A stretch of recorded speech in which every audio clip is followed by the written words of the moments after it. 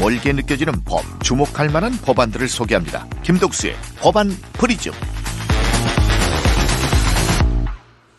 자, 우리 지역 국회의원들이 또 어떤 법안을 발의를 했을까요? 김덕수 전 국무총리 정무기획비서관 스튜디오에 나와 계십니다. 어서 오십시오. 안녕하세요. 김덕수입니다. 비서관님이 이렇게 스튜디오에서는 굉장히 카리스마 넘치시는데 어제 수능이 아주 그냥 떨리는 마음으로 보내셨다고요? 예, 이제 작은 아이가 고3 수험생입니다. 그래서 네. 어제 수험장에 데려다주고 시험 끝나고 데리고 와서 위로와 격려를 했습니다. 큰일 했다고. 네. 네. 그리고 이제 제가 또 고등학교 모교 총동문회장을 하고 있어요. 아, 네. 그래서 후배들한테 나름 뭐 정성 표시를 했죠. 떡하고 음료를 전달하면서 아무튼 고생했으니 마무리를 잘 하기를 바라는 마음으로. 예. 근데 수능을 보면서 어제 네. 이제 수험장 주변에 우리 학부모님들 다들 애타게 기다리시는데 오래된 고민입니다. 네. 우리 아이들이 이렇게 수능만을 위해서 대학 입시만을 위해서 이렇게 아주 그러니까요. 그냥 찐을 빼요. 네. 그러니까 모든 아이들이 원하는 대학에 가서 더 열심히 공부를 해야 되는데 우리 현실은 보면 대학에 가기 위해 아주 찐을 빼요. 모든 걸 다 바칩니다. 근데 가서 정작 또 취업이라고 하는. 그래서 대학이 우리가 이제 큰 대 배우라 그래서 큰 공부를 한다. 네. 그리고 크게 공부해서 자기 꿈을 펼치고 이래야 되는데 그러지 못하고 그냥 취업을만 대비하는 그런 기관이 된 현실이 참 그것도 참담한데. 이제 12년 동안 그렇게 찐을 뺐기 때문에 일단 네. 대학 들어가면 공부를 안 해요. 아니죠. 어제 시험 끝나고 다들 이제 공부 끝났다고 그래요. 근데 이제부터 시작인데. 뭔가 우리 교육 체계, 우리 인식도 조금 바뀌긴 바뀌어야 될 것 같아요. 진짜. 우리 아이들이 뭐 잘 아시지만 운동이면 운동, 네. 뭐 문학, 예술, 노래, 뭐 각 방면에서 세계적인 실력들을 보여주고 있지 않습니까? 네. 그래서 애들이 갖고 있는 재능을 대학에서 더 크게 키워서 세계에서 더 큰 유명 인사가 되면 자기 분야에서 그러면 대한민국의 국력과 국격이 훨씬 더 높아지는 그럼요. 겁니다. 그래서 저는 대학 입시 제도에 대해서 뭐 당장 폐지하자 이런 주장은 어렵지만 근본적인 고민들을 좀 해야 됩니다. 그러니까 아무도 해보지 않은 거고 또 대입을 폐지하면 뭐 혼란이 있겠죠. 하지만 지금과 같은 상황을 그대로 방치하는 것보다 낫지 않겠느냐 그런 고민이 여전히 있습니다. 파격적으로는 폐지까지도 생각해 볼 수 있을 정도로 지금의 그 제도와 그 이런 그렇죠. 것들은 좀 문제점이 좀 많이 있다라는 대학에 얘기예요. 가는 건 좀 풀어놓고 가서 열심히 하게 해서 한 해 한 해 지나가면서 자기들 꿈을 펼치고 그렇지. 졸업하고 세계 무대로 나가고 저는 그런 그림을 위해서 좀 방법을 찾았으면 좋겠다. 그러니까 이제 입학은 쉽고 졸업이 좀 어려워지면 그렇죠. 예. 공부를 열심히 할 텐데 그렇죠. 입학은 너무 어렵고. 크게 공부해야 되니까 가서는 안 해요 공부를 또 뭐 다 그런 건 아닙니다만은. 네. 네. 하여튼 얘기가 여기까지 흘러왔습니다만 우리 아이들 어찌됐건 간에 고생 너무너무 많이 했고 네. 이제 조금 마음의 여유도 찾고 결과는 또 나중에 뭐 결과에 따라서 그렇죠. 또 다른 계획을 세우면 되는 거니까 예. 그러셨으면 좋겠어요. 자, 이제 본격적으로 최근 발의된 법안들 만나봐야죠. 어떤 법안 먼저 소개하겠습니다. 먼저 첫 번째 법안은 순천, 광양, 곡성, 구례, 의뢰 예. 권양엽 의원이 대표 발의한 자동차 관리법 개정안입니다. 자동차 내용은 관리법? 예. 우리가 이제 전기차 사고가 좀 꽤 그 그렇죠. 걱정들을 높이고 있지 않습니까? 그렇죠. 근데 이 전기차의 안전 성능 검사를 그 배터리의 셀 단위 그렇게 검사를 해서 전기차의 안전성 그리고 인증제도의 실효성을 좀 높이자 이런 건데 이 전기차 배터리가 셀, 모듈, 팩 예. 이렇게 예. 돼 있습니다. 여러 개의 셀이 모여서 하나의 모듈이 되고 그렇죠. 여러 개의 모듈이 하나의 팩을 이뤄서 배터리가 되는데 이 셀과 모듈이 많으면 많을수록 성능이 높아지는 거죠. 근데 뭐 지난 8월에 인천의 어느 아파트 지하 주차장에 사고 났지 않습니까? 그래서 뭐 수천 명이 대피하고 병원에 가고 뭐 수백억의 수천억의 재산 피해가 나고 했는데 그리고 또 이 배터리 화재로 인해서 건강을 그 뭐 불화수소 얘기가 나오는데요. 예. 그게 그 피부와 눈에 심각한 손상을 줄 수 있다. 뭐 이런 연구도 있고 그래서 이게 상당히 위험해서 그 안전성을 강화하기 위해서 셀 단위로 예. 성능 검사를 하자 이런 건데 그 일단은 이제 뭐 배터리 화재가 워낙 빈번하다 보니까 위험하고 전기차에 대해서 걱정이 있던 부분이었기 때문에 상당히 좀 그 환영을 받을 만한 법안일 그렇습니다. 것 같은데요. 그런데 이제 현실적으로 예. 요 주무부처인 국토교통부 입장은 예. 뭐 정부가 항상 좀 보수적이죠. 국제 기준이 없다. 셀 단위로 시험하는 기준이 없고 우리 정부도 현재 이제 전기차 안전성 평가를 위한 연구 개발을 진행 중인데 네. 이게 작년부터 해서 2026년까지 내후년까지 진행하고 있는데 이게 아직 이것마저도 전기 자동차의 안전성 마저도 이제 좀 포괄적입니다. 셀 단위는 네, 아닌데 네. 예. 이것마저도 아직 결과가 안 났다. 그래서 현실적으로 좀 어렵다. 이런 얘기를 하는데 사안의 심각성과 중요성을 볼 때 뭔가 좀 더 적극적인 대책이 필요하다고 봐요. 네. 아니 근데 셀 단위 안전 기준은 아직까지 우리 실정으로서는 어려울 수 있지만 네. 해외에서는 지금 이미 추진 중이고 계획하고 있는 걸로 제가 알고 있거든요. 다들 연구 개발 정도예요. 그러니까요. 그러니까 예. 기준으로 명확하게 정립이 안 됐다는 거죠. 근데 이제 이게 사례가 없다. 뭐 기준이 없다. 다른 뭐 이런 핑계를 댈 게 아니라 우리가 시작일 수도 있잖아요. 그렇죠. 해야죠. 우리가 요 코로나19 때 코로나19가 전 세계적인 현상이었지만 우리가 K 방역이라고 그래서 아주 네, 모범이 됐잖아요. 네. 그런데 그 정책들 뭐 손실보상금, 재난지원금 세계 어느 나라에도 유례가 없었습니다. 없었죠. 그래서 네. 우리가 모범이 되지 않았습니까? 세계로부터 찬사를 받고 마찬가지예요. 안전에 대해서는 뭐 다른 나라가 어떻게 하든지 간에 그럼요. 대한민국의 기준을 세워서 뭔가 좀 확실하게 그 안전을 보장할 수 있는 조치들을 적극적으로 찾아갔으면 좋겠는데 네. 현실인 참 이 못 따라가는 정부와 법의 현실입니다. 네. 자, 일단 여기서 그 사고 소식이 있어서 좀 전하고 가겠습니다. 하남대로 신가지구 입구 사거리에서 우속교 쪽으로 광신대교 끝지점 2차로인데 승용차 안에 사고 발생했습니다. 손삼조통신원 알려오셨고 지금 서방로 북구청 사거리에서 말바우 사거리 쪽으로 중간 지점 2차로 막고 공사를 하고 있어서 병목 현상이 빚어지고 엄청나게 밀린다고 장훈통신원 제보 주셨고 국도 29호선 화순 능주에서 보성 쪽으로 이양터널 1km 못 간 2차로 도로 포장 공사 중입니다. 정근홍 통신원도 제보 주셨습니다.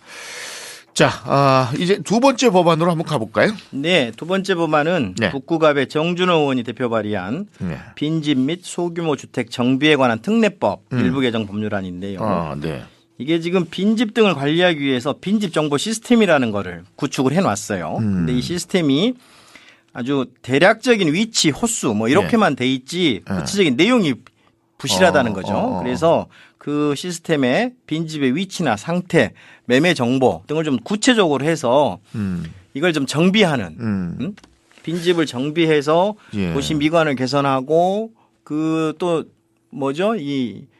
그 청소년들의 어떤 일탈 장소가 되고 있는데 그렇지. 이런 걸 좀 방지하자 이런 취지인데요. 전남 지역에서 뭐 한 5년간 연구를 해봤더니 5만 명 이상이 지금 인구가 유출이 됐고 그렇죠. 예. 그런 가운데에서 빈집이 너무너무 많이 생겼고 이게 이제 그렇습니다. 예. 문제가 지금 되고 있는 상황이잖아요. 전남 말씀하셨는데 과거 이 빈집 문제가 네. 이 농어촌의 문제였어요. 네, 그랬죠. 농어촌의 심각한 문제였다. 그런데 최근에는 네. 도시도 도시까지. 예, 수만 채가 비어 있습니다. 예를 들어 부산이 가장 많다는데 네. 이 시스템에 의하면 2만 채 이상이 비어 있다 뭐 이러는데 이 빈집이라는 게 이 법에서 정하는 빈집은 1년 이상 비어 있어야 돼요. 그게 전국에 이제 13만 채다 뭐 이런 얘기를 하는데 그게 문제가 되는 게 우선 방금 말씀하셨던 대로 청소년의 그렇습니다. 그 예. 일탈 행위의 장소로 네. 될 수도 있고 우범 지역이 될 수도 그렇죠. 있다라는 것과 예. 또 도시 미관에도 문제가 되는 그렇죠. 거고 그리고 그런 도시 거죠. 개발, 도시 이 정비를 통해서 도시를 개발하는데도 장애가 되고 그렇습니다. 그래서 이제 이 현행 법에도 이 빈집에 대한 조치를 하도록 돼 있습니다. 네. 예를 들어서 철거를 해라 또는 개선을 해라 이렇게 할 수는 있는데 현실은 안 되고 있어요. 왜 그럴까요? 왜냐하면 이게 철거 명령 등 행정처분을 하는데 그 빈집 소유주가 예. 하지 않더라도 뭐 이걸 이행을 강제할 수 있는 조치가 없어요. 이 사유재산이다 이거죠. 그러니까 이제 그 소유주가 버티면 소위 말해서 속된 말로 네, 버텨버리면 버틴다는 표현보다 방치하면 네. 아니 지금 입장이 바뀐 거예요. 제가 언어를 순화해야 되는데 그렇게 되면 어쨌든 어떻게 손을 쓸 수가 없다라는 그렇죠. 거잖아요. 사유재산을 예. 이유로 소송을 해버리면 결국은 행정이 질 수 있다는 거죠. 예. 그래서 강제하지 못하고 있는 그런 현실입니다. 그래서 이제 이 외국에서는 빈집세라는 걸 조치를 하기도 해요. 빈집을 방치하면 세금을 부과하기도 하는데 예. 현실적으로 우리는 요 빈집세를 도입하기도 어렵고 그런데 보니까 아까 이제 13만 채 말씀을 네, 드렸는데 네, 네. 통계청이 작년에 조사한 거 보면 전국에 140여만 채가 비어 있다는 거예요. 네. 통계청 조사는 조사 당시에 비어 있는 집. 그러니까 이게 이제 1년 지나면 이렇게 또 많아지는 거죠. 그래서 요거는 아까도 과거에 뭐 했냐 안 했냐 이런 얘기를 네. 했는데 네. 정부가 더 큰 뜻을 구현하려면 네. 강력한 조치를 좀 해야 되지 않겠나 생각을 하는데 앞으로도 이런 일은 계속 또 늘어날 거잖아요. 그렇죠. 예. 예, 그래서 지금 이렇게 정비하지 않으면 안 네, 되겠다 이런 거군요. 그런데 이제 현재 빈집 정보 시스템을 이게 이제 과거에 아까 농어촌 문제 말씀을 드렸는데 농어촌 정비법에 있었어요 빈집이. 아 그랬었나요? 그러다가 이제 최근에 이 빈집 관리 특례법이 생겼는데 그러다 보니까 농어촌 정비법에서 할 때는 농림축산식품부와 해양수산부가 요 담당을 했고 네. 최근에 이 법이 생기면서 국토교통부까지 네. 그러니까 이제 빈집 정보 시스템을 요 세 개 정부가 부처가 관리를 해요. 근데 이것도 좀 통일할 필요가 그럴 있습니다. 필요가 있겠네요. 행정안전부가 됐던 뭐 특정 부처가 국토교통부가 됐던 해서 좀 시스템을 일원화하고 또 관리 체계를 좀 강화할 필요가 있는 겁니다. 네, 그래 보입니다. 자 마지막으로 소개해 주실 법안은 어떤 겁니까?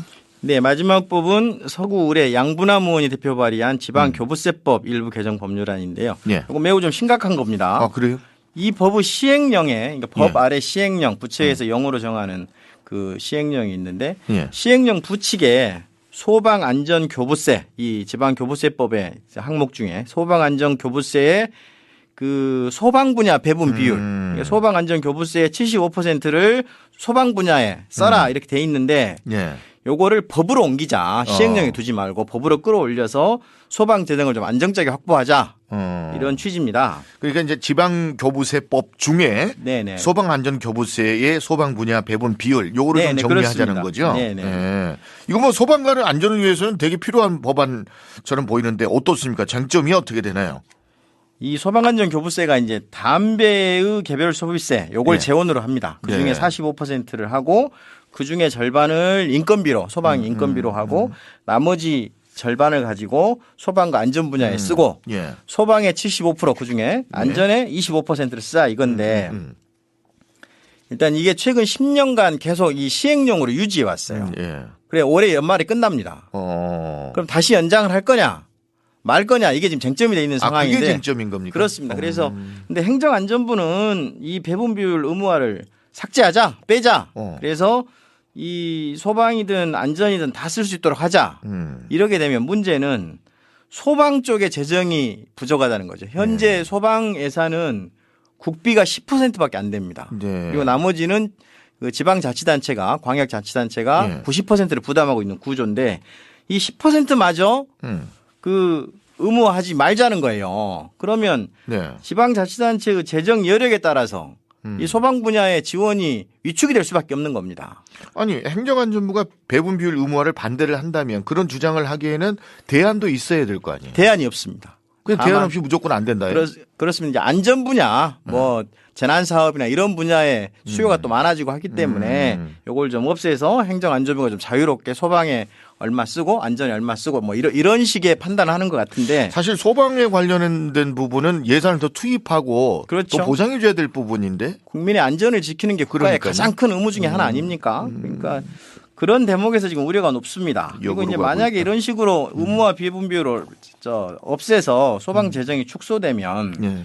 이제 소방안전교부세라는 거 제도 자체가 의미가 없어지는 거예요. 그냥 안전교부세 그러네요. 아니면 그냥 교부세 이렇게 해도 되는 거죠. 그리고 예. 재난이 계속 늘어나고 다양해지잖아요. 그렇죠. 그에 대비를 해야 되는데 그러기 위해서는 소방재정을 좀 확보할 필요가 있고 그래서 차제에 이걸 법으로 끌어올리는 양분함 의원 그 법안을 통과시킨 것뿐만 아니라 네네네. 소방에 대한 근본적인 대책들을 좀 국가가 고민해 줘야 됩니다. 이미 국가지구로 전환했지 않습니까? 네네 그러니까 그렇죠. 그렇게 해놓고 예산은 뭐 10%만 찔끔 준다는 거는 말이 안 되는 거죠. 이 부분은 계속해서 앞으로도 저 논란의 여지를 남기고 있고 인구의 좀 해자가 될 사안인 것 같습니다. 현재 네. 일선 소방 공무원들한테는 최고의 관심이고 최대의 현안입니다. 네, 네. 그래.